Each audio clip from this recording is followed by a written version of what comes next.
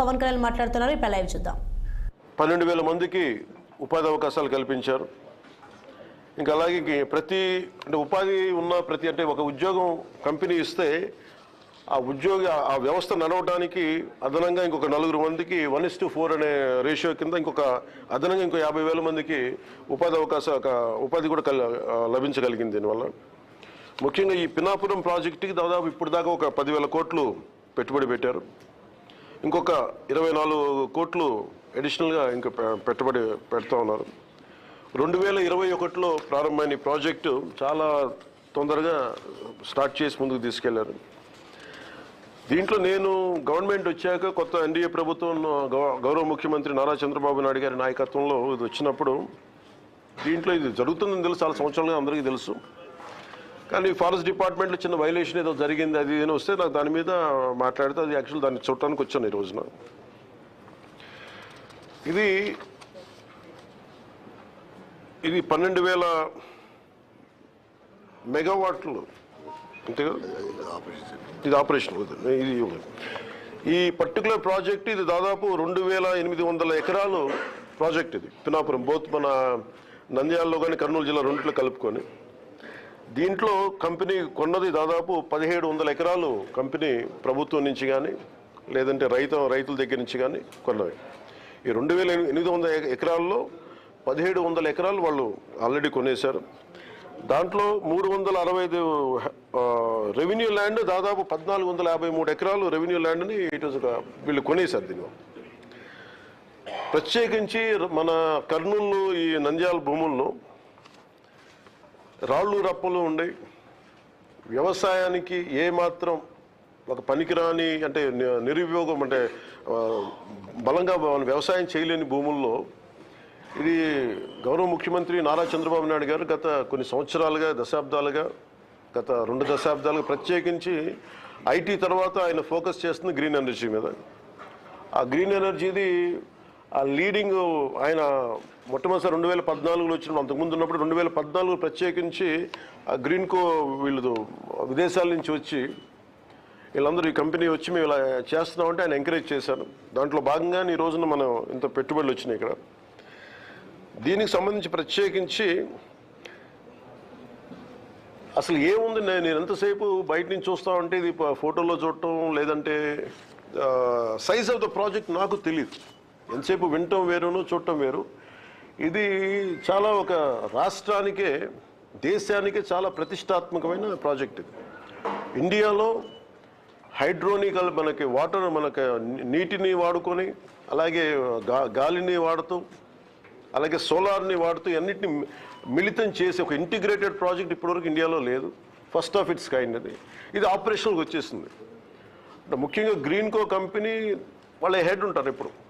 అంటే ఈయన చాలా చిన్న స్థాయి నుంచి వచ్చిన వ్యక్తి. ఈయన ఒక విద్యార్థిగా స్టార్ట్ అయ్యి మన యూకే లాంటి చోట్ల పనిచేస్తూ ఆయన విజన్ ఈ రోజున దాదాపు భారతదేశానికి 2.5 లక్షల కోట్లు పెట్టుబడి తీసుకురాగలిగారు ఆయన ఈరోజు. సో మేము ఇన్వెస్ట్మెంట్ ఫ్రెండ్లీ అన్న కంపెనీ అంటే ప్రభుత్వం అనే ప్రాసెస్లో ఇది ఒక మేజర్ ఒక ఇష్యూ ఏమొచ్చిందంటే 365 ఎకరాలు చిన్న ఇష్యూ ఉంది బిట్వీన్ రెవెన్యూ వాళ్ళదేను అలాగే మొత్తం ల్యాండ్ ఫారెస్ట్ 365 హెక్టార్స్ వీళ్ళు ఆల్రెడీ ఫారెస్ట్ ల్యాండ్ కొన్నారు.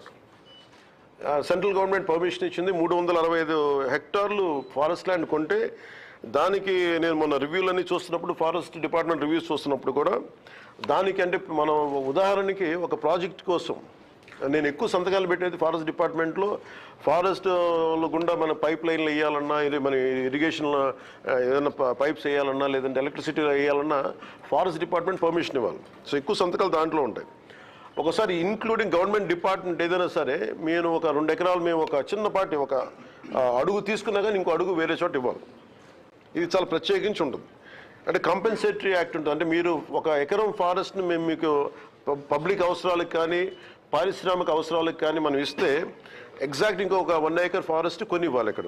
సో వీళ్ళు ప్రత్యేకించి 365 హెక్టార్లో ఫారెస్ట్ అవసరం ఉందనేది కేంద్ర ప్రభుత్వానికి తెలియజేసినప్పుడు ఇవన్నీ స్టేట్ల పర్వ్యూ కింద రావు. ఇది కేంద్ర ప్రభుత్వం ఇవ్వాల్సినవి ఇవన్నీ. సో కేంద్ర ప్రభుత్వం ఆ రోజున 365 హెక్టార్లు వాళ్ళకి ఇచ్చారు. దానికి కాంపెన్సేటరీగా 365 హెక్టార్లు గ్రీన్కో కంపెనీ ఆల్రెడీ నెల్లూరులో వాళ్ళకి కాంపెన్సేటరీ ఫారెస్ట్ ఇచ్చారు. అది 36 కోట్లు పెట్టుబడి పెట్టి ఖర్చు పెట్టి వాళ్ళకి ఇచ్చేసారు. ల్యాండ్తో పాటు ఇంకా అదనంగా అంటే ఫారెస్టేషన్ కోసం మళ్ళీ ఒక 36 కోట్లు అదనంగా ఇచ్చారు. ఇదొకటి ఉంది. అలాగే డిస్ప్యూటెడ్ ల్యాండ్లో మనకి ఏంటి ఇక్కడ ఇందులో ఒక ప్రత్యేకంగా ఏమనిపించిందంటే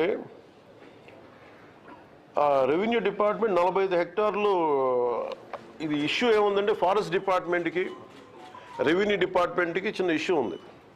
ఈ 45 హెక్టార్లు ఇది రెవెన్యూ డిపార్ట్మెంట్ అని చెప్పేసి రెవెన్యూ వాళ్ళ దగ్గర ఉంది. ఈ దీంట్లో మొత్తం అప్పుడు ప్రభుత్వం ఇచ్చేసినప్పుడు మొత్తం సవ్యంగా ఇచ్చేశారు. 45 హెక్టార్లు ఇచ్చేశారు భూమి. ఇస్తున్నప్పుడు దాంట్లో ఈ dispute between forest department and revenue డిపార్ట్మెంట్లో 45 హెక్టార్లు మీద మాదా ఉంది. ఇది 1962 నుంచి దాంట్లో ఒక 10 ఎకరాలు 12 ఎకరాలు పట్టాలు కూడా ఇచ్చేశారు.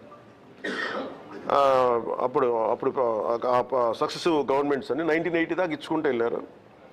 దీంట్లో వైలేషన్ ఉంది లేదు 45 హెక్టార్లు డిస్ప్యూటెడ్ ఆల్రెడీ వాళ్ళు ఇచ్చేశారు.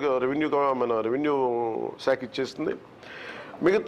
మిగిలిన 11 ఎకరాలు 49 సెంట్లు మటుకు రైతుల దగ్గర తీసుకున్నారు. అది ఈ ఇది వర్క్ స్టార్ట్ చేసేటప్పుడు ఇది ప్యూర్లీ రెవెన్యూ ల్యాండ్ కిందే ఉంది, ఫారెస్ట్ ల్యాండ్ కాదనేది. ఈ పని చేసేటప్పుడు ఇది డిస్ప్యూట్ బయటకు వచ్చింది. అది నేను ఛార్జ్ తీసుకున్నప్పుడు నా దృష్టి నేను అప్పటి నుంచి దీని మీద మాట్లాడుతూ ఉంటే ఇది మొత్తం పరిశీలించడానికి వచ్చాను ఈ రోజున. ఇది మేము ఏం తెలియజేసామంటే కేంద్ర ప్రభుత్వానికి కూడా ఇది మీరు సార్ట్అవుట్ చేయండి, ఒకసారి మీరు కూర్చోబెట్టి ప్రిన్సిపల్ సెక్రటరీ చీఫ్ సెక్రటరీ గారికి ఫారెస్ట్ అలాగే రెవెన్యూ సెక్రటరీ గారికి ఇలా కూర్చోబెట్టి మంత్రివర్గం తెలియజేసాం. ఈ చిన్న డిస్ప్యూట్ ఏదైనా ఉంటే కరెక్ట్ చేయమని. ఇది ఏమైపోతుంది, నేను ఈ సైజ్ ఆఫ్ ద ప్రాజెక్ట్ చూసినప్పుడు నాకు ఒకటే అనిపించింది, ఆఫీసుల్లో కూర్చొని రివ్యూ చేయడానికి సైట్లో కూర్చొని రివ్యూ చేయడానికి ఒకవేళ ఏదన్నా ఒక వైలేషన్ ఏదైనా ఉన్నా కానీ యాజ్ ఆన్ టుడే నాకు ఇది డిపార్ట్మెంటల్ ఇష్యూ, ఇది అది సార్ట్అవుట్ చేసుకుంటే అసలు అది కూడా ఉండదు. బట్ నాకు అనిపించిందంటే ఏమాత్రం ఇష్యూ లేకుండా ఈ స్థాయికి ప్రాజెక్ట్ని తీసుకురాగలిగారంటే నిజంగా they have done a commendable job. Me team చాలా అద్భుతంగా చేశారు. ఇది అంటే సైజ్ ఆఫ్ ద ప్రాజెక్ట్ అంటే నాకు మొత్తం చూస్తూ ఉంటే మనకు భారతదేశంలో ఈ స్థాయి ప్రాజెక్ట్ ఎక్కడ లేదు. అమెరికాకి ఎక్కడ వెళ్తే హూవర్డ్ డ్యామ్ చూస్తే నాకు అది ఆ స్థాయికి అనిపించింది. చాలా ఓవర్వెల్మింగ్ అనిపించింది, చాలా అద్భుతంగా చేశారనిపించింది. దట్టు షార్టెస్ట్ టైం పాసిబుల్, చాలా అత్యంత తక్కువ వ్యవధిలో చాలా అద్భుతంగా నిర్మించారు. ఇది ఇట్స్ గ్రేట్ వర్క్. మొత్తం అన్నీ చూశాను, మొత్తం లోపలంతా. ఇది భవిష్యత్తులో కూడా ఇందాక మన జనార్దన్ రెడ్డి గౌరవ మంత్రి జనార్దన్ రెడ్డి గారితో కూడా మాట్లాడుతూ ఇది భవిష్యత్తు మన కలెక్టర్ గారులు ఇద్దరితో మాట్లాడుతూ ఉభయ జిల్లాల కలెక్టర్ గారులతో మాట్లాడుతూ ఉంటే ఒకటే అనిపించింది, దీన్ని భవిష్యత్తులో ఇంక్లూడింగ్ ఫారెస్ట్ డిపార్ట్మెంట్తో కూడా నేను మా ఉన్నతాధికారులతో మాట్లాడి ఇది చాలా గొప్ప సైట్ సీయింగ్ ప్రాజెక్ట్ అయిపోద్ది ఇది. అలాగే ఇది చాలామంది ఒక గ్రేట్ ఎడ్యుకేషనల్ టూర్ అవుతుంది ఇది. అలాగే బోల్డంత ఎంప్లాయ్మెంట్ వస్తుంది దీనికి ఇక్కడ. సో వీటన్నిటిని మనస్ఫూర్తిగా చూసి 1-2 వైలేషన్స్ ఏమైనా ఉన్నాయి ఒకళ్ళ దృష్టిలో ఏదైనా ఇవన్నీ చేసినా కానీ సార్ట్అవుట్ చేయకపోతే ఖచ్చితంగా వీళ్ళకి సహకరించాల్సిన అవసరం ఉంది. మ్యాగ్నానిమిటీ ఆఫ్ దీన్ని ఈ ప్రాజెక్ట్ తాలూకు సైజ్ అలాంటి ప్రాజెక్ట్ ఇది.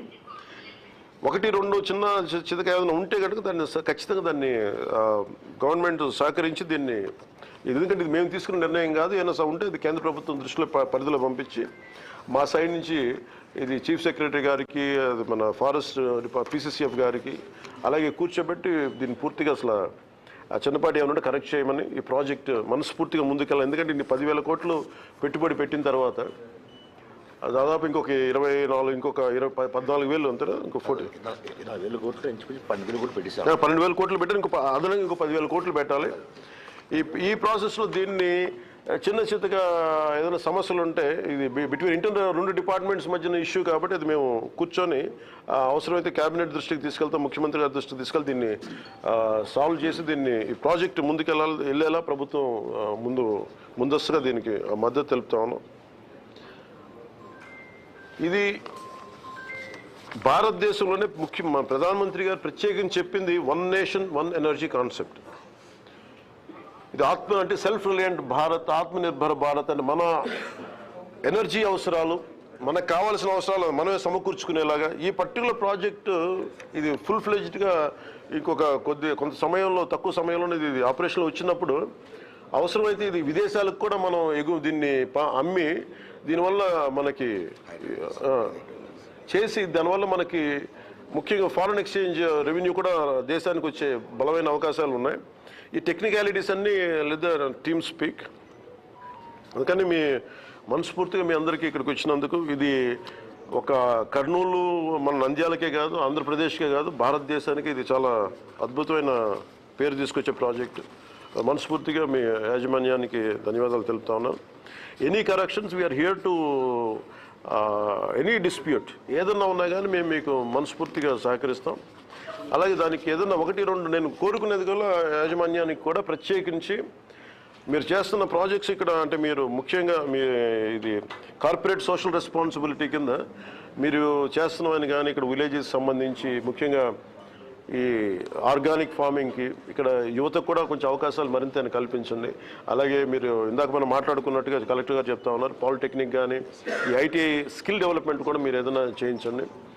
అలాగే ముఖ్యంగా రైతాంగానికి ప్రత్యేకించి మేడం చెప్తా ఉన్నారు ఇక్కడ ఆవు సంతతి తక్కువ ఉందని చెప్పేసి మీరు కొంత గోకులాల మీద కొంత ఆవులు సంతతి పెంచేలాగా మీరు కొంచెం సహకరించిన స్థానిక గ్రామాలన్నింటికీ కూడా.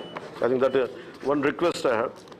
అలాగే మీరు పిల్లలకు కూడా స్కూల్ పిల్లలకు కూడా కొంచెం అదనంగా మీరు అంటే ఇదేది మేము మిమ్మల్ని రిక్వెస్ట్ చేసేది తప్ప అంటే మీరు ఇష్టంతో చేయాలి తప్ప ఇది మేము బలవంతంగా చేయించేది కాదు. And we request you more అంటే ఎందుకంటే మీరు ఫస్ట్ ఆఫ్ ఇట్స్ కైండ్. ఎందుకంటే ఇట్లాంటి ప్రాజెక్టు అంటే రాళ్ళు రప్పల్లో అంటే మీరు చూడండి ఒక వ్యక్తి ఏదో పని మీద వెళ్తా కూర్చోబెట్టి హెలికాప్టర్ రాళ్ళు రప్పల్లో ఆయన ఒక 10,000 మందికి ఉద్యోగం చూడగలిగాడు. ఒక 40,000 మందికి ఈ రోజున చూస్తే నాకు చాలా ఆశ్చర్యం వేసింది. ఎక్కడో అసలు దారి కూడా లేదు, హెలికాప్టర్ అసలు దారి ఏం కనిపించలేదు. కానీ 40,000 మందికి దాదాపు భవిష్యత్తులో ఇంకొక 10,000 మందికి డైరెక్ట్ ఉపాధి కల్పించడం ఇవన్నీ రాళ్లలో రప్పల్లో ఇంత ఉపాధి అవకాశాలు చూసినందుకు మనస్ఫూర్తిగా గ్రీన్కో కంపెనీ యాజమాన్యానికి మనస్ఫూర్తిగా నా ధన్యవాదాలు హోల్ హార్టెడ్లీ.